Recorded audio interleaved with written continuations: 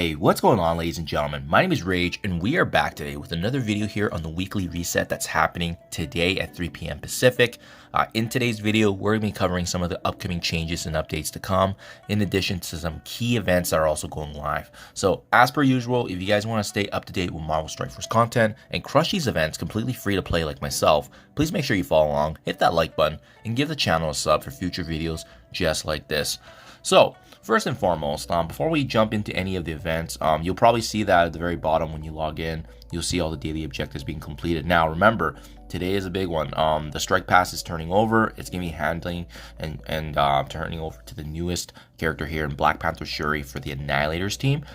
So if you guys are trying to unlock or get more shards of her, this is going to be a huge opportunity because especially if you've already completed the strike pass for Sasquatch, well, there's no need to claim these objectives now. And the nice thing about this strike pass is that you can actually bank these respective objectives here, and then at 3 p.m. Pacific, when it does reset, you can go ahead and claim it, and that gives you a nice little head start here for the next strike pass, and that way it gives you a little bit of wiggle room too in case you miss a day or two.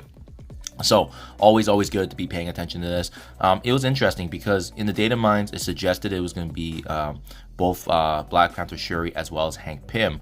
Well, it does only appear to be Black Panther Shuri now, so we'll see how that turns out. Either way, you're going to be needing shards of either of these characters for the newest legendary unlock here as part of the Illuminati team. I also want to point out big one that's wrapping up today, ladies and gentlemen, in case you're not aware, is the Diamond Claws event right here. This is actually the big one here for respectively the ISO 8 purple. This is the leaderboard. I'm still sitting in the top 2,500 right now. I'm pretty happy, so we'll see if that holds, but it's gonna be interesting to see how obviously folks are gonna be using their campaign energy and power cores in these dying few hours, so something to be paying attention to. But regardless, it's a big opportunity to take advantage of these milestones. And you can see we used a lot of power cores and campaign energy, and we're almost hitting this milestone 18. I'm probably going to just clear this off so that way I can get the radioactive credits and ions, just because it's a nice little freebie there. And this was all thanks to a lot of the coring involved with unlocking the Annihilator character. So be on the watch for this one. This weekend, actually, we covered the new event here relating to the reset, which is called the Cosmic Threat. This one's the earning of illumination orbs here.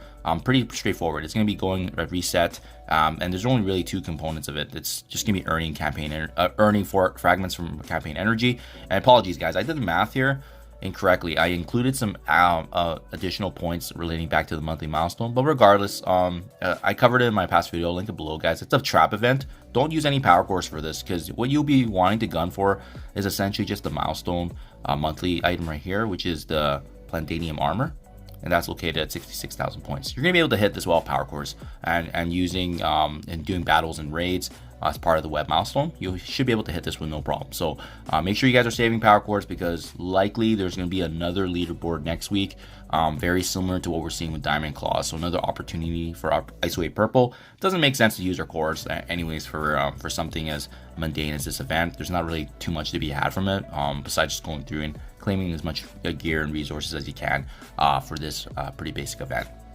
I also want to point out as well, same timing as Diamond Claws is the Weekend Arena Warriors. This one is wrapping up in 8 hours, so make sure you guys are going through the checklist, that you completed all as much as you can, right? Which is battling in Arena with Silver Surfer at 3 stars, Ultimus at 3 yellow stars. It just gives you some easy points here. Obviously, if you have Gladiator 5 stars and above, it's going to give you a lot of bonus points here to push you higher.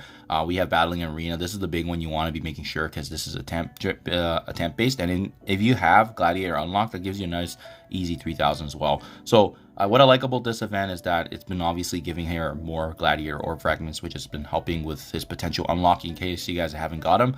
There's some gold orb fragments, obviously some Captain Britain basic materials, but he's not going to be farmable anytime soon in the future. But yeah, the big one is Gladiator or fragments for that chance of 100 shards or more, which is pretty crazy. And then as well, obviously gold fragments, which has been very helpful. So that's a big one. Diamond Claws, Weekend Warriors are wrapping up today, so make sure you guys are on top of that. Also the pool party dry off, right? You can see here I'm very darn close, 7,900 points here. So I'm probably going to try and wrap this one up with the energy, just being paying attention to that.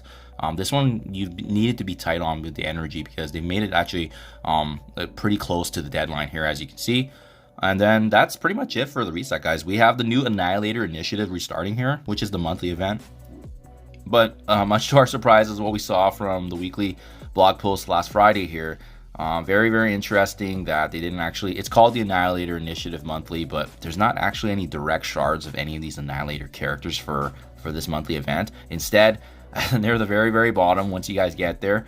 Located on milestone 36, 37, and 38. There is going to be 5, 10, and 15 orbs respectively. And guess what?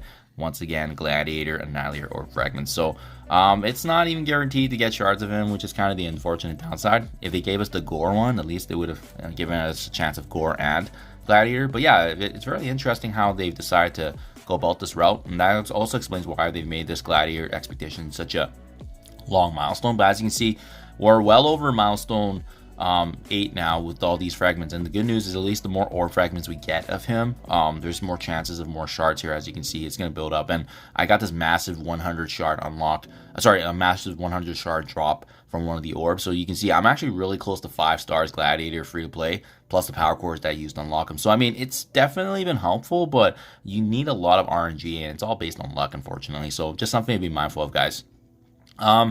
A big one here today as well. Make sure you guys are paying attention to videos and the other content creators and envoys is that ORCHIS Raids is launching today. It's big. It's gonna be interesting to see how the Mystic and Tech lanes run, especially since we don't have the new ORCHIS and Night Stalkers team. So we're gonna be on the watch for that to see how we're gonna be able to plow through. Probably need to coordinate with your alliance mates. Make sure you guys are focusing on the one lane so you can just power through it. I think that's going to be very important, especially the rewards. In case you guys aren't aware, it is the exact same rewards as Incursion 2, but likely higher points in the alliance raid scoring, and probably some boosted materials and resources along the way on top of what you've already been earning, especially the Crimson gear, right? So that basically covers everything, guys. So I'll link it below, and then this is probably going to be the biggest piece of information that you'll see this week from a lot of folks, is that Thanos Endgame is coming on Friday. So after this event with Diamond Claws, I'm done with cores. I'm probably just gonna be saving my power cores nonstop from Arena. And there's gonna be a massive orb opening that we're gonna be going for in terms of just getting as many shards as we can. He is hands down, without question, the most important member of the Annihilator team. And yeah, just prepare for the Arena shift, ladies and gentlemen, because it's already been super fun. I've been staying top 10 quite easily with this new Gore and Gladiator dynamic in the Annihilators. And yeah, like I said before, the only team I can't really beat right now is a Mephisto team. So I'm very curious if Thanos Endgame plus the other Annihilators are going to be able to throw these Mephisto-esque teams off their top rankings, and it's gonna be interesting to see that theory crafting aspect. But yeah, we'll be back with some more Arena videos for sure, guys, so be on the lookout for that. Raids on ORCHIS live today. Save power cores for Thanos Endgame, and be mindful of these milestones that are wrapping up, because it can be an opportunity for you to capitalize on some resources that you may not be aware of. And as well, like I said before, the strike pass is turning over, so make sure you guys are getting a head start on that. Do let me know what you think in comments below. Hopefully you guys are starting off on the right foot as myself. Thank you for your time as always, and I'll catch you guys in the next one.